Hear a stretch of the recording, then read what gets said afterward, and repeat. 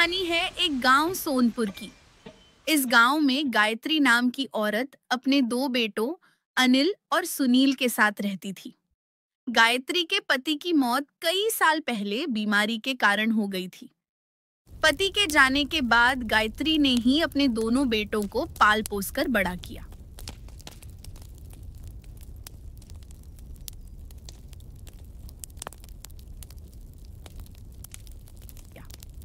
अनिल उस समय 8 साल का था और सुनील 7 साल का। दोनों भाई बचपन से ही बहुत घनिष्ठ थे। सुबह उठकर एक साथ नाश्ता करते, एक साथ पढ़ाई करते और फिर घर के आंगन में खेलते रहते। माँ जब उन्हें देखती तो उसके चेहरे पर चमक आ जाती। मेरे दोनों लाल कितने प्यारे लगते हो तुम साथ साथ। भगवान करे तुम बड़े होकर भी इसी तरह मिलजुल कर रहो।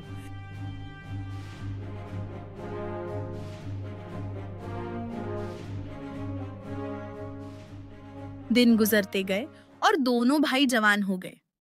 अनिल की काया मजबूत थी और वह खेती में माहिर हो गया था। सुनील भी मेहनती था लेकिन जरा भावुक स्वभाव का। दोनों भाइयों का आपसी प्यार देखकर गांव वाले भी अक्सर कहते, गायत्री बहुत भाग्यशाली है। उसके बेटे तो सचमुच राम लखन जैसे हैं। न कभी झगड़ते हैं न अलग होते हैं। गायत्री के दिल को यह सुनकर बहुत सुकून मिलता, लेकिन उसे एक चिंता हमेशा खाई जाती कि कहीं शादी के बाद उसके बेटे बदल न जाएं। एक शाम जब दोनों खेत से लौटे, गायत्री ने उन्हें पास बुलाया।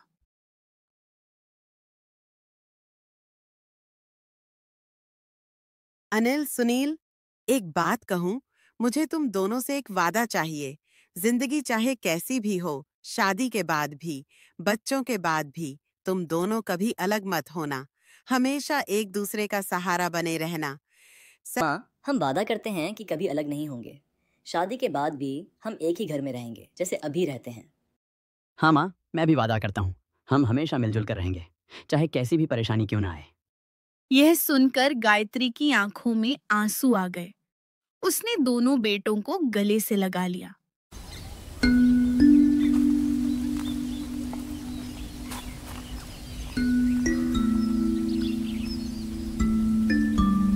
अगली सुबह, माँ जल्दी करना, हमें खेत के लिए देर हो रही है। बस बेटा, ये रही रोटी सब्जी। लेकिन याद रखना, टिफिन का सारा खाना खत्म करना। एक भी रोटी बचनी नहीं चाहिए। ठीक है माँ, हम सब खा लेंगे। दोनों भाई खेत की ओर निकल गए और गायत्री बाजार चली गई।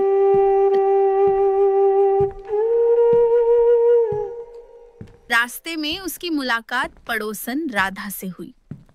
गायत्री, तू बड़ी भाग्यशाली है। तेरे दोनों बेटे तुझसे इतना प्यार करते हैं और एक दूसरे के बिना नहीं रहते। मेरी किस्मत देख, मेरा बेटा तो दिन भर आवारागर्दी करता है और मेरी बात सुनता ही नहीं। अरे बहन, बच्चे छोटे हैं, बड़े होकर समझ जाएंगे। तू चिंता मत कर, प्यार से समझाना। बच्चे डांट से नहीं, प्यार से संभलते हैं। तू सही कहती है, मैं भी अब उसे प्यार से ही समझाने की कोशिश करूंगी। सामान लेकर गायत्री घर लौट आई। उधर शाम को अनिल और सुनील भी खेत से लौट आए। ऐसे ही कई साल बीत गए।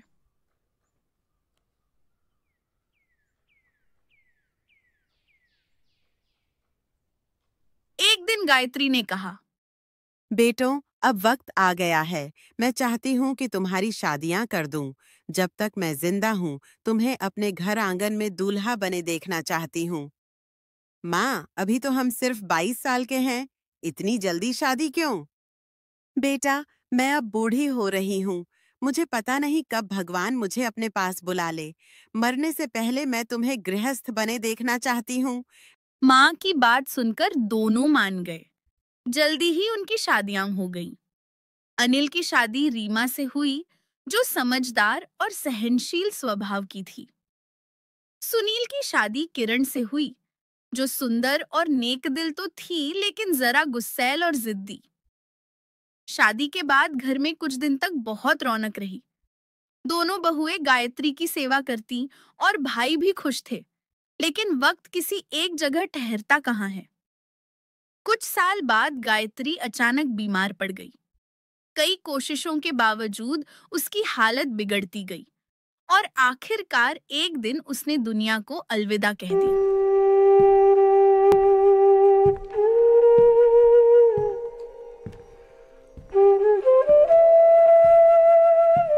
माँ के जाने के बाद घर में एक खालीपन छा गया, लेकिन अनिल और सुनील ने सोचा कि माँ की आखिरी इच्छा को निभाना है और दोनों भाइयों ने तय किया कि वे हमेशा साथ रहेंगे। माँ के जाने के बाद भी दोनों भाई एक साथ रहते रहे। शुरू में सब कुछ ठीक था, लेकिन वक्त बीतते बीतते घर के माहौल में बदलाव आने लगा।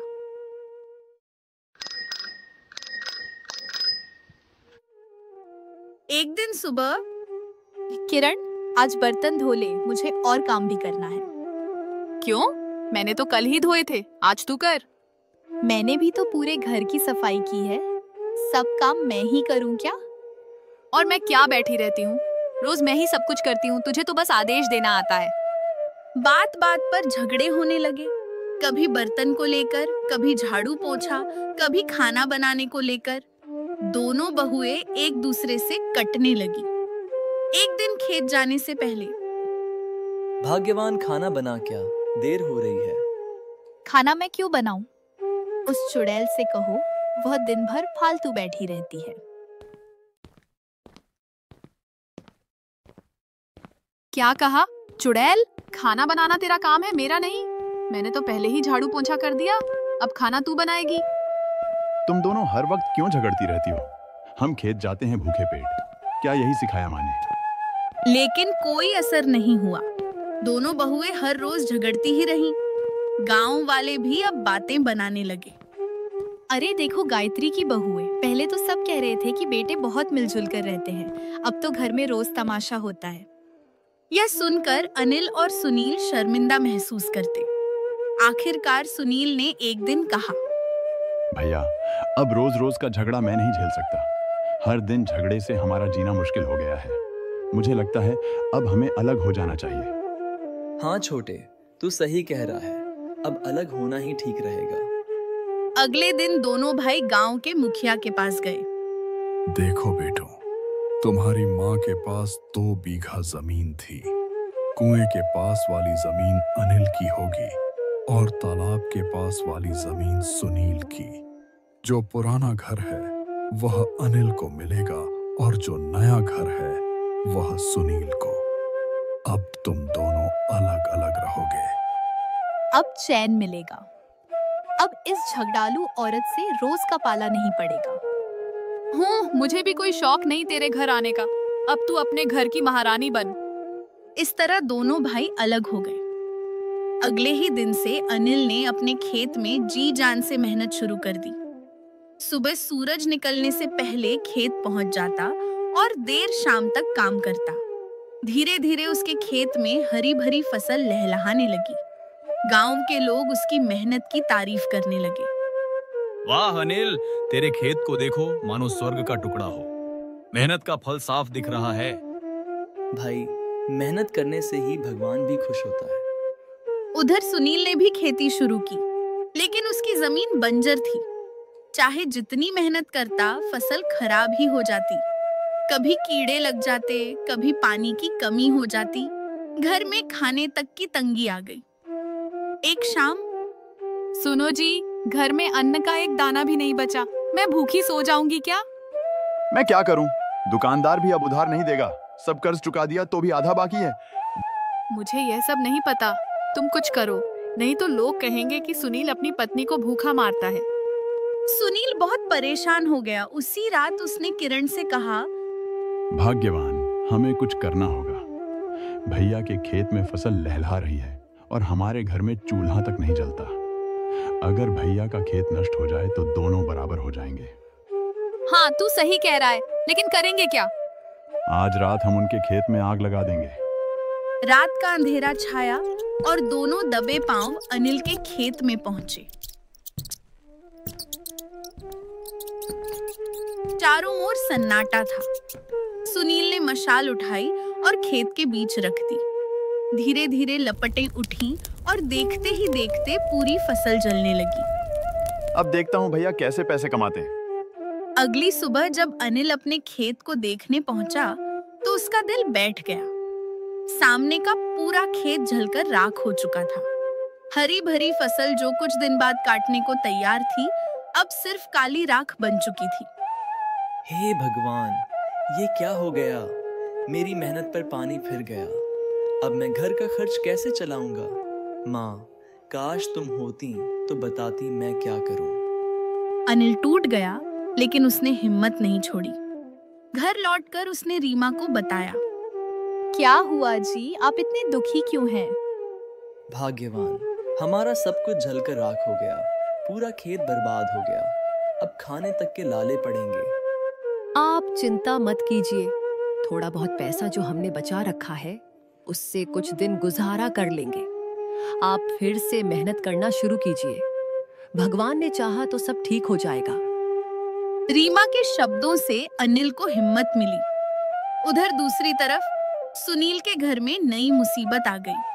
किरण अचानक तेज बुखार से बीमार पड़ गई। हालत इतनी खराब हो गई कि वह बिस्तर से उठ भी न पाई। मुझे बहुत बुरा लग रहा है। लगता है मैं मर जाऊंगी। नहीं भाग्यवान, ऐसा मत कहो। लेकिन हमारे पास पैसे कहाँ हैं? डॉक्टर को कैसे बुलाऊं? तुम्हारे भैया मदद करेंगे, उनसे जाकर कहो। मजबूर होकर सुनील अनिल के घर पहुंचा। भैया, मेरी पत्नी की हालत बहुत खराब है। घर में एक पैसा नहीं है। मेरी मदद करो, नहीं तो मैं उसे खो दूंगा। अरे छोटे, तू चिंता मत कर। मेरे पास जितना है सब ले जा। अभी डॉक्टर बुला। लेकिन हमारे पास तो बहुत कम पैसा बचा है। अगर ये भी दे दिया तो हम खाएंगे क्या? कोई बात नहीं रीमा, भाई की मदद सबसे बड़ी पूजा है। भगवान कुछ न कुछ रास्ता जरूर निकालेगा। अनिल ने अपनी सारी जमा पूंजी सुनील को दे दी। सुनील ने उसी से डॉक्टर को बुलाया और इलाज करवाया। कुछ ही दिनों में किरण ठीक हो गई। एक शाम भाग्यवान, हमने अपने भैया के साथ बहुत गलत किया। जिनका खेत हमने जलाया था, उन्हीं ने हमारे बुरे समय में हमारी मदद की। हमसे बड़ा अपराध हो ही नहीं सकता। हाँ, हमने पाप किया। हमें उनसे माफी मांगनी चाहिए। भगवान भी हमें माफ नहीं करेगा अगर हमने सच्चाई नहीं बताई। अगले दिन दोनों भाई भाभी अनिल के घर पहुंचे। भैया, हमने बहुत बड़ा गुनाह किया। आपके खेत में आग हमने ही लगाई थी।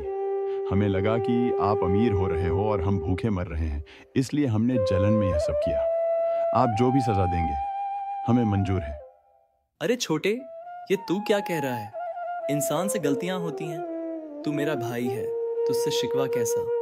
मैं तुझे माफ करता हूँ। दीदी, मैंने आपको बहुत ताने दिए, गालियां दी, मुझे माफ कर दो। नहीं बहन, मैंने भी तो जवाब दिया। अब हम सब भूल जाते हैं।